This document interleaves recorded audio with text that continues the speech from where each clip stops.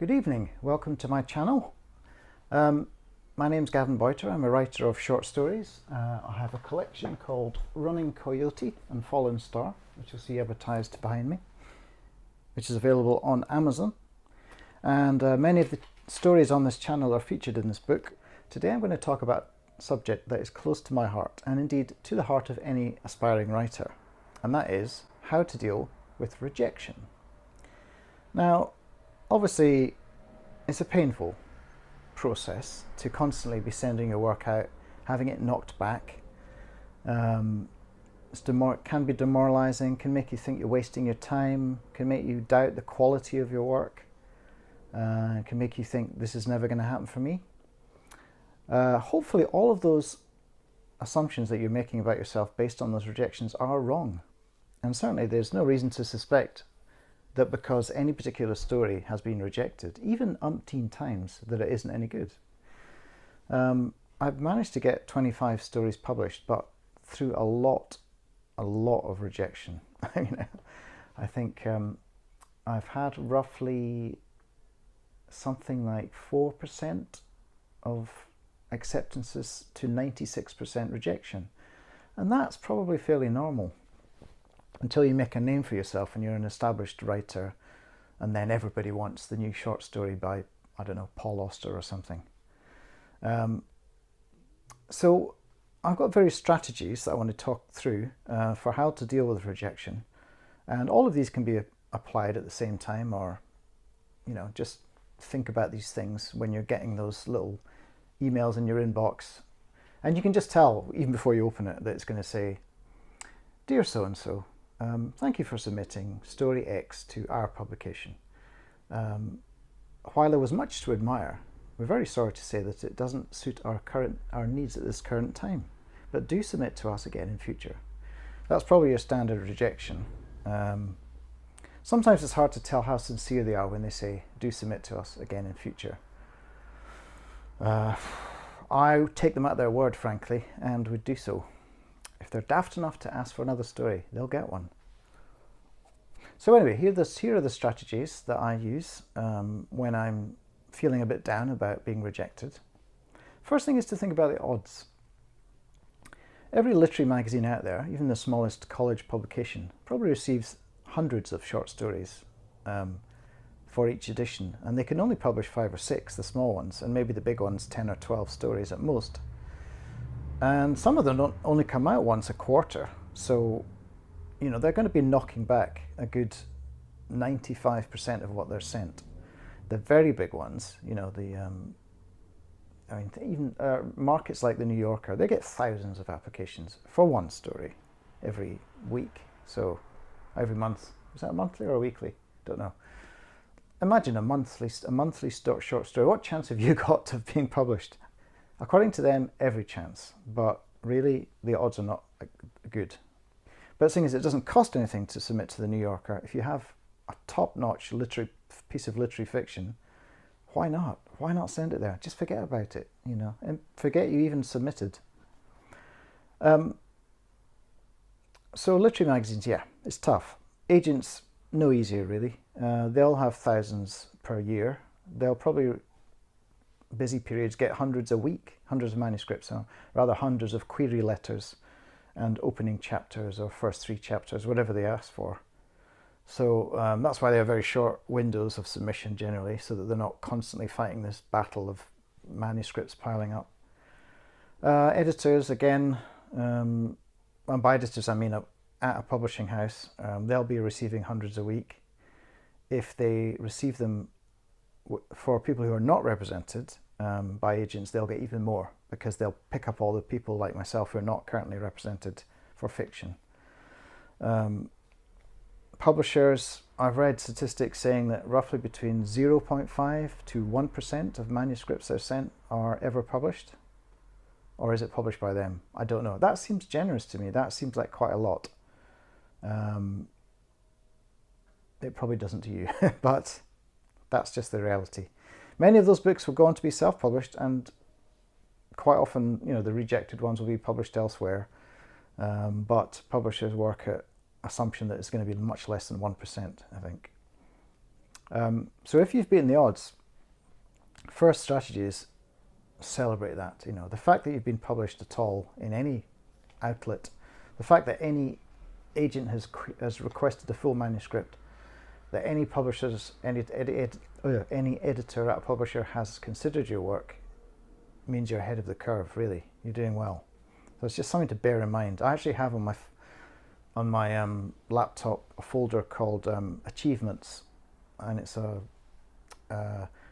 spreadsheet where I've basically listed all the things I've managed throughout my career to date in film and writing and music videos and all the various creative things I've done. I've had some degree of success in all of the things I've attempted, but much less than I would have liked.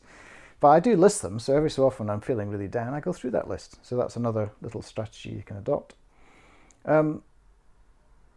Another general point is just to become inured through the sheer volume of submissions you can make. Using a platform like Submittable, which is the main one I use, you can sit there for an hour and send 10 or 11 short stories away. So imagine if you did that for like 2 hours a week, you could send 20 stories away a week. I mean, when I say 20 stories, they don't all have to be different stories. You can, pretty much every publication I submit to says they accept simultaneous submission. So you can submit to 3 or 4, 5, 6 even publications. One of them says yes, you very politely write to the others and say, I'm very sorry, but my story's been published elsewhere. I feel like it might plant a little seed in the mind of an editor if you've had to withdraw your story, that if they see your name in the future, they'll think, oh yeah, that's the guy who sent us that bit, and then had to withdraw it because it was published by our rival. I'm probably fantasizing. I'm sure they don't really think that, but you know. But yeah, get so you're like a production line of sending stories out, and then you honestly won't feel, you'll be happy when you get a rejection because you can tick it off your list, which is the next point. You need to become very systematic. You need to have a spreadsheet. You absolutely must have a list, ideally on a computer. I mean, on paper would be fine, but where you can write down the name of the publication, the name of the story, the date you submitted it, whether you followed up. I personally never bother following up, but some maybe will want to. With agents, and editors, you'll want to. And whether I had to pay to submit, whether it was a competition, whether it was submitted through an online portal or by email. I don't personally submit stories in envelopes. I just think we're in the 21st century. Why am I printing it out and sending it to you in an envelope? So no, I'm not doing that. Yes, and what on earth have I written here? Oh, targeting. Yeah, just make sure you're targeting correctly. Just make sure you're sending the right stories to the right publications. Because yeah, you can rack up a lot of rejections if you're sending science fiction stories to a magazine that's never published a science fiction story for 10 years. So just make sure you're sending the right stories to the right people. When you're encouraged to resubmit, do so. I have to say I'm not as good as I should be on this. I've probably got about 20, 25 publications that have said nice things that clearly aren't boilerplate. Like, we like your writing, and although this story wasn't right for us, we would encourage you to submit again. Take that at face value. Wait a few months. Don't do it the next week. 2 or 3 months, probably enough, and then submit again something else. Yeah, they're less likely to reject you if they considered publishing you the first time, but just they didn't like that particular story. It means they like something about what you did. Then I've sort of covered this a little bit, what I call the exponential. There are two methods that you could apply for making sure you've always got plenty of irons in the fire. The first is called the exponential method, which I talked about in a previous video, but I'll just reiterate. This is the method whereby when you get 1 rejection, you send out 2 new stories, 2 submissions. Or you could say, when I get 2 rejections, I'll send out 3, which is easier to do. Or you could say, when I get 3, I'll send out 5. Whatever proportion. If you're sending out more short stories than are being rejected, then your stack of potential successes is growing. So even though you're being rejected, the chance of being published is increasing. And that's maths. Or math for you Americans, any Americans watching. The other method is just what I'm calling the weekly method. You just set yourself a target, like every week I'm going to make 6 submissions, something like that. Just whatever you can manage. That way, you'll almost certainly still keep on top of the pile. You'll still have more things out there that could turn into good news. And finally, you're in good company. You need to know you're in good company. Not many people necessarily know this, but you know, a lot of the most popular books out there have been rejected many, many times. I don't have statistics for short stories, but I had a quick look on this website, LitHub. I'll include the link to this article. It's actually quite encouraging. But these are some of the books that have been rejected by publishers.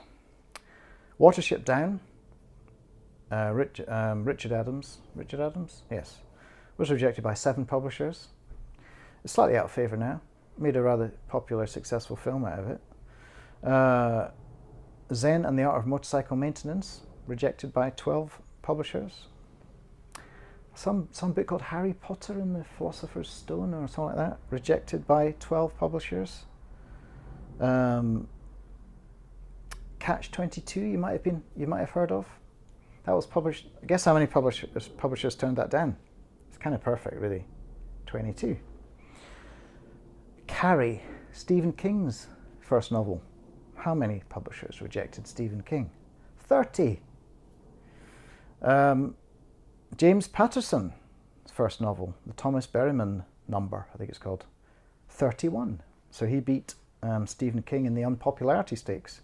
But even more so than either of those is, of course, Samuel Beckett, you may have heard of. His novel Murphy was rejected by no less than 40 publishers. Now, admittedly, it's a challenging read, but he did win the Nobel Prize for it in the end. So there probably were quite a few kind of moments happening in editorial offices when that news hit. But the winner from the small selection I've looked at is a book called The Help, which I believe made a fairly successful Hollywood film. It might even have been Oscar nominations. The Help was rejected by 60 publishers. Once you've been rejected by 60 publishers, you're probably thinking that no one likes your book. So anyone who's managed to submit 60 times and then have success is, I mean, that's just astonishing. That shows commitment on the part of the author and on the part of the author's agent to persevere. Or maybe they went through several agents, we don't know. I'll put the authors of these, I haven't written down the names of the authors of all of them, but I'll put that in the link in the description to this video. So there you go. That is my brief guide for how writers can deal with rejection. Another, I suppose, strategy might be to just write another story. Just get straight back on the horse, write another one. And I hope to tell you of another acceptance quite soon. It's been a while since anyone's accepted a story, so I'm probably due one soon. Fingers crossed. Okay, I will see you again very soon. Bye-bye.